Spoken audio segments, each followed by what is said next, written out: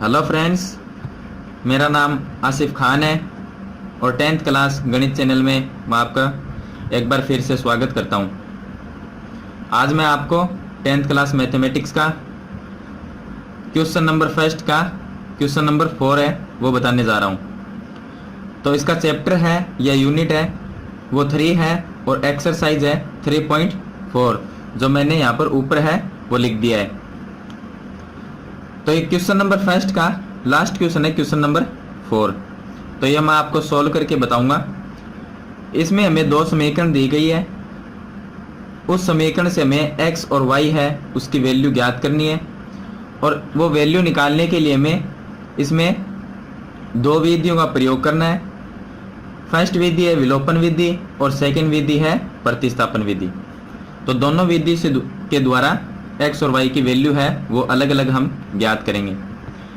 उससे पहले मैं बता देता हूं, अगर आपने मेरा चैनल है वो अभी तक सब्सक्राइब नहीं किया है तो सब्सक्राइब कर लें, क्योंकि मैं 10th क्लास मैथमेटिक्स के हर क्वेश्चन की जानकारी है वो इस चैनल पे लाता रहूँगा।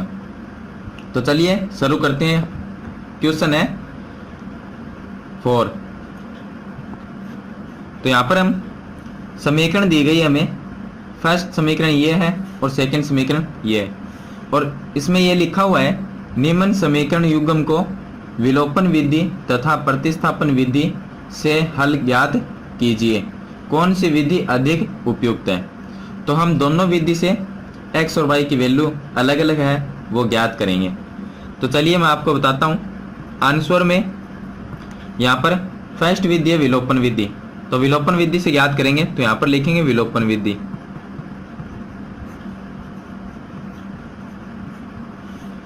विलोपन विधि से हम ज्ञात करेंगे। तो समीकरण फर्स्ट ये है और सेकंड समीकरण ये है। तो इस समीकरण में हमें जो समीकरण दी गई है वो भिन्न के रूप में समीकरण दी गई है हमें। जैसे भिन्न उसे कहते हैं जिसमें x/2 ये 2y/3 अपोन में जो संख्या आ जाती है तो वो भिन्न में हो जाती है। तो भिन्न रूप में हमें समीकरण दी गई है। तो पहले हम इस समीकरण को है वो सरल रूप में लिखेंगे। तो सरल रूप में किस तरह से लिखेंगे, चलिए इसको सरल करते हैं। पहले x/2 plus 2y/3 is equal to -1। इस -1 के अपोन में 1 और लिखेंगे। अब इसका एलसीएम लेंगे। तो एलसीएम 2, 3 और 1, इसका एलसीएम लेंगे। इसका एलसीएम या लघुत्तम बोलते हैं हिंदी में उसको।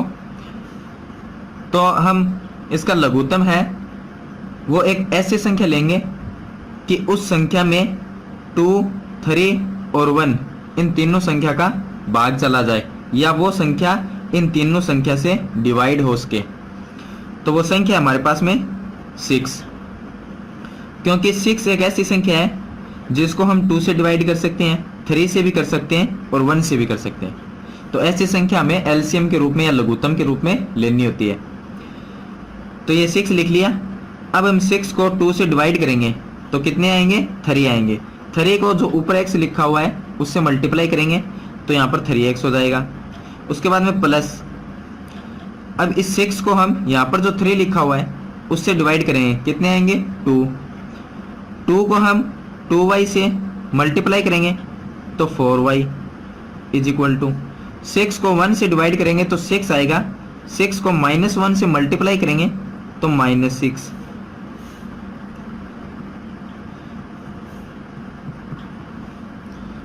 आगे इसको सॉल्व करेंगे। अब देखिए यहाँ पर हमारे समीकरण में ये जो इक्वल का साइन है या बराबर का जो चिन्ह है वो आ गया। तो हम जो एलसीएम लिया था ये लघुत्तम हमारा 6 उसको हम छोड़ देंगे। तो समीकरण हमारी 3x + 4y is equal to -6 इसे लिखेंगे। 3x + 4y is equal to -6 इसको लिख लेंगे और इसको नाम दे देंगे समीकरण 1। इसी तरह से सेकंड समीकरण थी ये हमारी x - y/3 is equal to 3, ये भी भिन्न के रूप में दी गई है। तो इसे भी हम पहले एक सरल समीकरण के रूप में बनाएंगे। चलिए बनाते हैं। तो इसको लिखेंगे x अपॉन 1 लिख देंगे इसको, माइनस वाई अपॉन 3 उसको ऐसा कैसा लिख देंगे, इज इक्वल टू में 3 है तो इसके भी नीचे 1 लिख लेंगे। जिस संख्या के नीचे कुछ नहीं लिखा उसके नीचे 1 लिख देंगे। अब इसका भी एलसीएम लेंगे। इसका एलसीएम कितना आएगा, 1, 3 और 3। इसका एलसीएम 3 आएगा, क्योंकि एलसीएम वो संख्या है जिसमें हम 1 और 3 और 1 इसका भाग दे सकते हैं। तो 3 को डिवाइड करेंगे 1 से तो 3 आएगा, 3 को x से मल्टीप्लाई करेंगे तो 3x आएगा, माइनस 3 को 3 से डिवाइड करेंगे तो 1 आएगा, और 1 को y से मल्टीप्लाई करेंगे तो y आएगा, इज इक्वल टू, यहाँ पर 3 है, इसको 1 से डिवाइड करेंगे या 3 में 1 का भाग देंगे तो 3 आएगा, और 3 को 3 से मल्टीप्लाई करेंगे या गुणा करेंगे तो 9 आएगा। अब समीकरण में बीच में जो इक्वल का निशान है वो आ गया, तो हम इस लघुत्तम है उसको छोड़ देंगे। तो यहाँ पर लिखेंगे 3x minus Y is equal to ये 9। इसको नाम दे देंगे, यहाँ पर लिख देता हूँ मैं 3x minus Y is equal to 9। इसको दे देंगे नाम समीकरण 2। तो हमारे पास में 2 समीकरण है, समीकरण फर्स्ट और समीकरण सेकंड। अब विलोपन विधि से हमें ज्ञात करनी है। ये तो हमारा था सरल रूप, क्योंकि अगर समीकरण हमें सरल रूप में ना दी हो तो हम क्या करते हैं, उसको सरल रूप में बना लेते हैं। तो हमें भिन्न के रूप में समीकरण दी गई थी, तो हमने सरल रूप में समीकरण है वो बना ली। अब हमें इसका विलोपन विधि से x और y के मान है वो ज्ञात करने हैं। तो चलिए विलोपन विधि से कैसे करेंगे।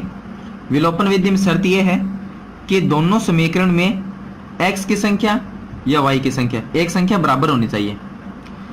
जैसे कि यहाँ पर देखिए समीकरण फर्स्ट में यहाँ पर 3x है और समीकरण सेकंड में भी यहाँ पर 3x है, दोनों संख्या बराबर है। उसके बाद में इनके जो चिन्ह है ये भी प्लस में 3x है, ये भी प्लस में 3x है। अगर दोनों संख्या प्लस में है तो हम लिखेंगे घटाने पर। तो यहाँ पर लिखेंगे समीकरण ये फर्स्ट है, इसमें से समीकरण सेकंड है उसको घटाएंगे। तो यहाँ पर लिखेंगे समीकरण 1 में से समीकरण 2 को घटाने पर।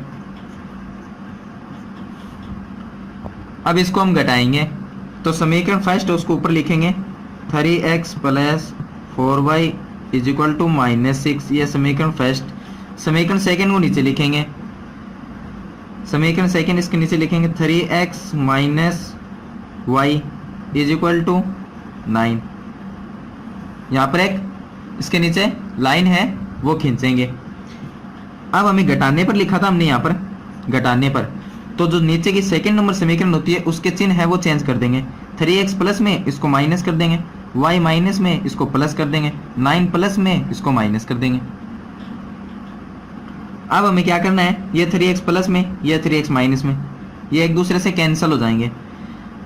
4y प्लस में और ये y भी प्लस में हो गया था, तो 4y प्लस y तो ये हो गए 5y इज इक्वल टू -6 और -9, इनको दोनों को जोड़ देंगे तो माइनस में हो जाएंगे 15। चलिए इसको सरल करते हैं। 5y इज इक्वल टू -15, हमें y की वैल्यू याद करनी है। तो यहाँ पर लिखेंगे y is equal to -15, upon में इसकी ये 5 आ जाएगा। अब 5 आ गया इसके अपॉन में, तो y इज इक्वल टू -15 को 5 से डिवाइड करेंगे 3 आएगा। तो y की वैल्यू हमारे पास में आ गई 3, जो कि संख्या के रूप में है। अब इसी तरह से x की वैल्यू और ज्ञात करेंगे, तो y की वैल्यू को समीकरण सेकंड में रख देंगे। चलिए समीकरण सेकंड हमारी 3x minus Y is equal to 9, इसमें रखेंगे। तो यहाँ पर लिखेंगे हम y का मान समीकरण 2 में रखने पर, समीकरण 2 में रखेंगे y का मान। वैसे तो हम समीकरण 1 में भी रख सकते हैं, समीकरण जो अपनी मर्जी हो उस तरह से किसी फर्स्ट या सेकंड समीकरण में रख सकते हैं। चलिए समीकरण सेकंड में रख लेते हैं। तो समीकरण सेकंड में y की जगह हमें y की वैल्यू रखनी है। y की वैल्यू आई थी हमारे पास में -3 यहाँ पर। तो समीकरण सेकंड हमारी 3x minus Y is equal to 9।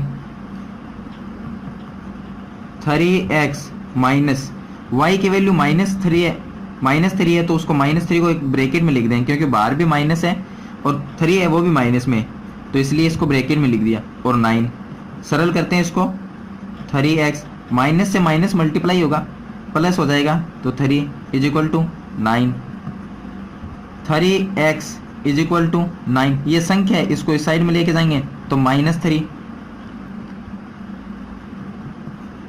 3x is equal to 9, ये प्लस में है, -3 है तो 9 में से -3 करेंगे 6। x की वैल्यू ज्ञात करनी है तो x इज इक्वल टू 6 और ये 3 इसके अपॉन में आ जाएगा। 6 को 3 से डिवाइड कर देंगे तो x is equal to 2। x की वैल्यू आ गई हमारे पास में 2 और y की वैल्यू हमारे पास में आ गई थी -3 और x की वैल्यू है 2।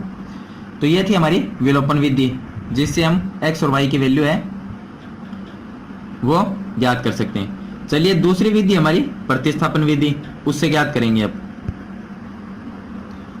अब हम ज्ञात करेंगे प्रतिस्थापन विधि से। तो क्वेश्चन में हमें समीकरण दी गई थी x/2 plus 2y/3 is equal to -1। Second समीकरण x minus y/3 is equal to 3। तो इसको हमने सरल रूप में लिखा था, तो सरल रूप ये था 3x plus 4y is equal to -6 और सेकेंड समीकरण थी 3x minus y is equal to 9।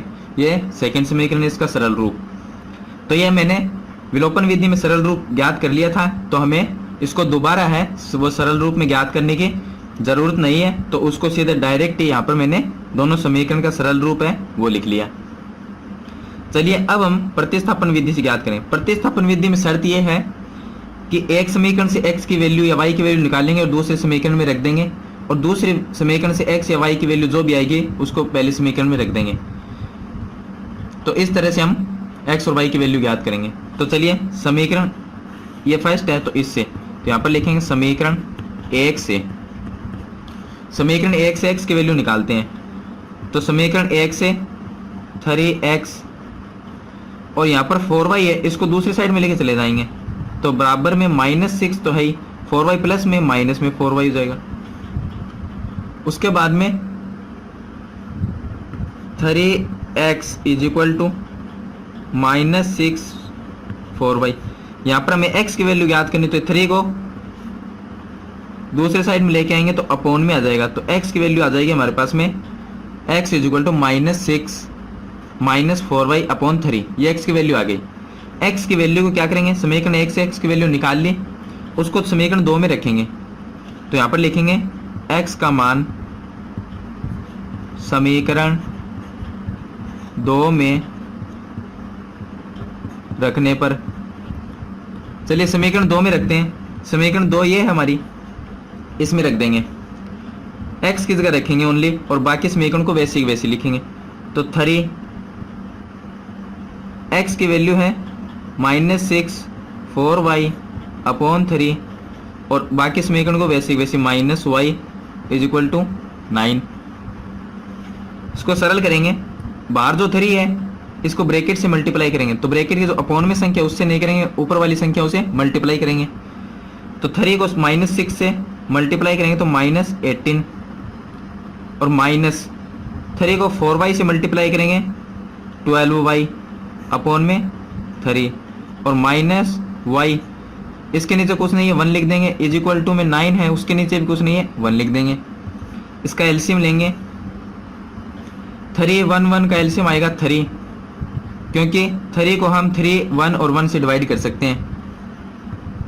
चलिए 3 को 3 से डिवाइड करें 1 आएगा, 1 को -18 -12y से मल्टीप्लाई करेंगे तो सेम टू सेम आ जाएगा, तो -18 -12y और -3 को 1 से डिवाइड करें 3 आएगा, 3 को y से मल्टीप्लाई करेंगे 3y आएगा, इज इक्वल टू 3 को 1 से डिवाइड करेंगे 3 आएगा और 3 को 9 से मल्टीप्लाई करेंगे 27।